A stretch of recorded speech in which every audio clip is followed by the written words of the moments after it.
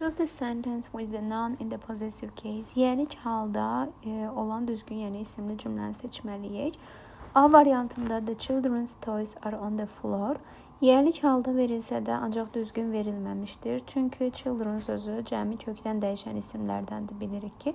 Və cəmi kökdən dəyişən isimlərin yenik halı apostrof s vasitəsilə düzəlməlidir.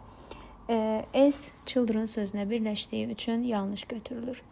B variantında the children's toys are on the floor. Uşaqların oyuncaqları döşəmənin üzərindədir və düzgün yenik hal verilmişdir. Çünki qeyd etdiyimiz kimi cəmi kökdən dəyişən isimlərin yenik halı apostrof s vasitəsilə düzəlir və biz mübtəda xəbər uzlaşmasına diqqət etsək, toys isimimiz cəmdədir.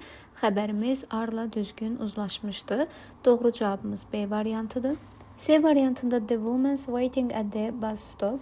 Apostrof s-dən sonra ayıncılı feilin işlənməsi ikili məqamını daşıyır.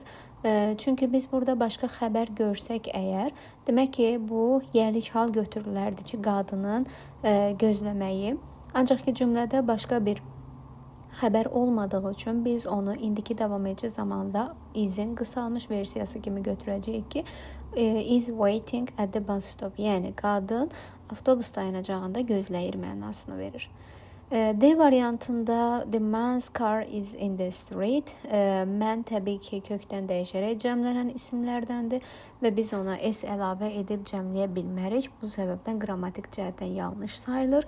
Y variantında isə the man apostrof var. Sadəcə yelik halda biz sadəcə apostrof deyə qeyd etməyimiz düzgün deyil. Yəni apostrofdan sonra mütləq ki s yazılmalıdır ki, doğru yelik hal əldə etmiş olaq.